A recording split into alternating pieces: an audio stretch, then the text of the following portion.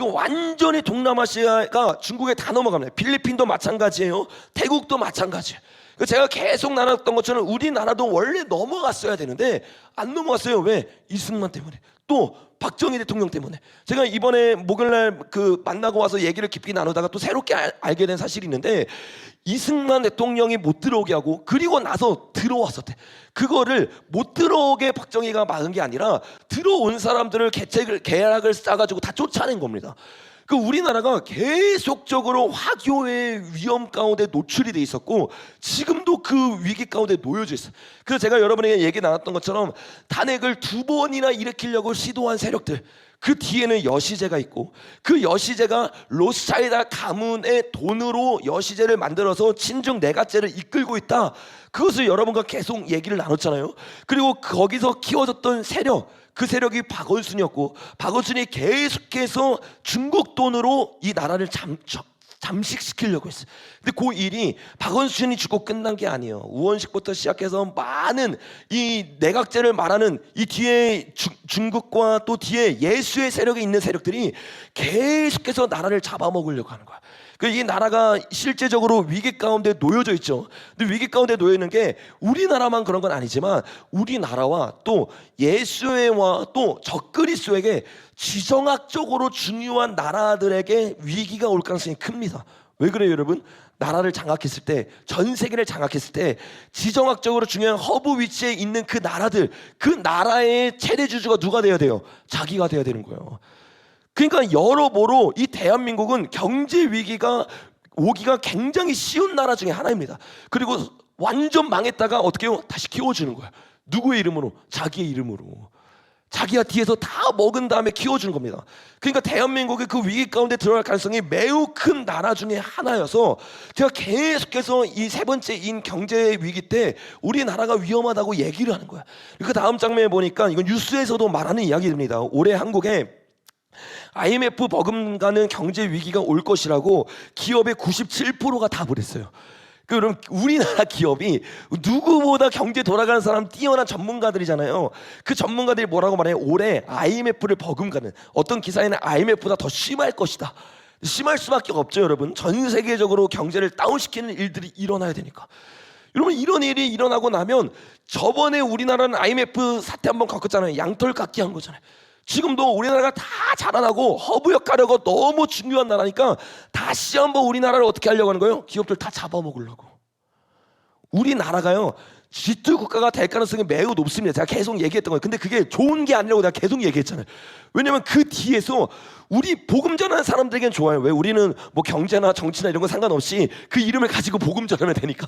근데 우리나라 전체적으로 봤을 때 어떤 일이 일어나냐? 우리나라는 그냥 껍데기만 남는 거예요.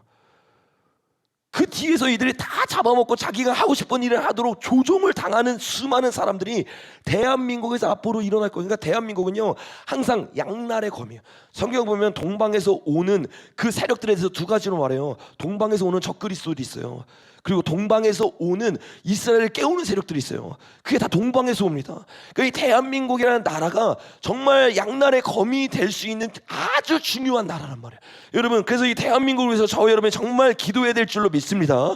여러분, 이 IMF가 버금가는 경제 위기가 올 거라고 올 초에 사람들이 이야기를 했는데 실제로 이 일들이 우리 눈앞에 막 펼쳐져요. 다음 장면 보니까 아마 뉴스를 보신 분은 아시겠지만 홈플러스가 지금 뭐 거의 망하기 직전이죠. 망했다고도 볼 수 있을 만큼 완전히 끝났습니다. 저도 장을 볼 때 우리 집 바로 앞에 홈플러스가 있어서 홈플러스를 자주 갔는데 너무 밀접하게 우리와 연관되어 있는 이야기들이니까 사람들이 관심을 가질 수밖에 없잖아요. 요것들을 보기 시작하는데 이 일들이 왜 일어났냐? 거기에는 이 기업 사냥꾼들이 있어요. 항상 기업이 무너질 때는 그냥 무너지지 않습니다. 기업 사냥꾼들이 있는데 그 다음 장면에 보니까 이 기업을 무너뜨리게 했던 사람이 MBK라고 하는 사모펀드예요. 이 MBK가 지금 계속해서 문제가 되고 있는 이유 중에 하나가 뭐냐면 홈플러스를 일부러 망하겠다. 그래서 먹고 튀었다 해서 먹튀론이라는 게 생겼는데 왜 그러냐? 투자금을 뽑기 위해서 그 홈플러스를 살리려고 하는 게 아니라 홈플러스에서 가장 잘 되고 가장 자리가 좋은 그것을 어떻게 해요? 다 팔아버리는 거야. 왜? 홈플러스를 사서 그가 원하는 걸 홈플러스를 살리려고 하는 게 아니라 그 기업을 해체해서 돈을 얻기 원했던 거야.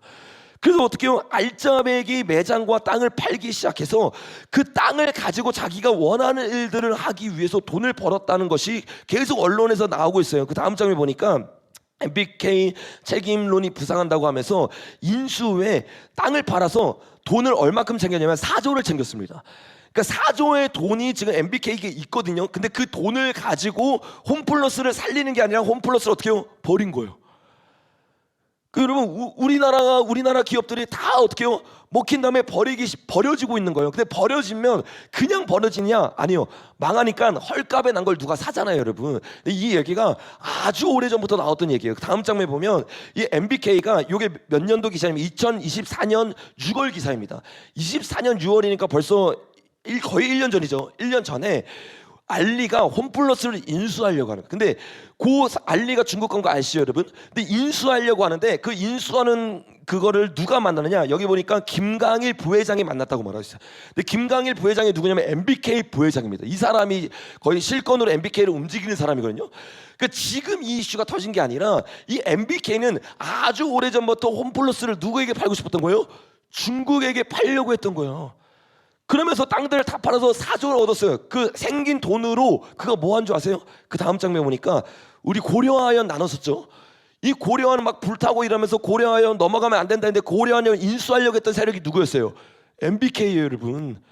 이 MBK 세력이 4조로 생긴 걸 가지고 홈플러스를 살리고 홈플러스를 경영하려는 게 아니라 그걸 망하게 한 다음에 알리에게 넘기고 그 돈을 가지고 뭘 살려고 했어요, 여러분? 고려아연을 살려고 했어요. 여러분, 이 기업이 지금 하고 있는 일이 뭐예요, 여러분? 중국 친화적으로 하고 있는 거예요. 중국 기업이 들어올 수 있도록 헐값으로 팔 수 있도록 망하게 해버리고, 그리고 중국의 가장 중요한, 왜? 제가 계속 나눴잖아요. 패권 전쟁 할 때 가장 중요한 무기에 들어가고 있는 그 원석을 만드는 게 고려아연이란 말이에요. 그 고려아연만 없어지면 미국이 중국에게 그게 잡혀있기 때문에 뭘 할 수 없는데, 고려아연이 있으면 중국에게 불리한 상황이에요. 그러니까 어떻게 해요? 계속 불이 나기 시작하고, 불만 나는 게 아니라 MBK가 들어가서 장악하려고 하는 거야. 그래서 그 MBK의 위험성에 대해서 우리나라 사람은 몰라. 다음 장면에 보니까 미국이 나서서 막 말하기 시작해. 미국이 MBK에게 고려아연 들어가면 중국 영향력 확대될 것이다. 우리나라 넘어갈 것이다.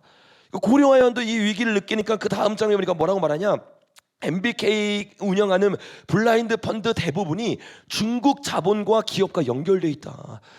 MBK는 뭐라고 말해요? 우리 중국 자본과 관계없어, 5%밖에 없어 하라고 하는데 그 뒤로 넘어가면, 여러분 배민도 마찬가지죠. 독일 회사가 산 줄 알았는데 건너가니까 누구예요? 중국인 것처럼 이 뒤에 보니까 중국 자본들이 계속 진치고 있다는 거예요. 그 사람들을 계속 속이는 거예요. 여러분, 속여가지고 홈플러스도 사가지고 어떻게 해요? 기업 해체해버린 거예요. 여기 회사에 들어가잖아요. 기업들이 다 망가집니다. 다 망친 다음에 헐값으로 어떻게 해요? 팔아가지고 중국 사람들이 들어올 수 있는 일들을 하기 시작하는 거예요. 여러분, 고려아연 넘어가잖아요. 대한민국이 굉장히 위험해질 가능성이 커요. 왜냐면 우리가 딜을 할 수 있는 게 없어요, 미국이랑. 미국이 그냥 맹목적으로 우리 안 도와줍니다, 여러분. 우리가 미국이란, 제가 계속 말했잖아요. 이승만 대통령은 그냥 맹목적으로 들어간 게 아니에요. 맹목적으로 미국을 의지한 게 아니라 미국과도 싸웠어요, 여러분. 고춧가루 뿌리고 막 미국과 싸우잖아요. 그냥 막 딜을 하면서 진짜로 미국에서 더 많은 걸 얻어내잖아요. 근데 여러분, 이렇게 할 수 있는 것들이 하나하나 뺏기기 시작하는 거야.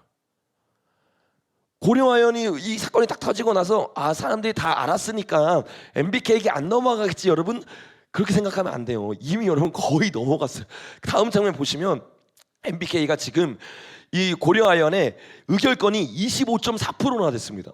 이거 어마어마한 거예요.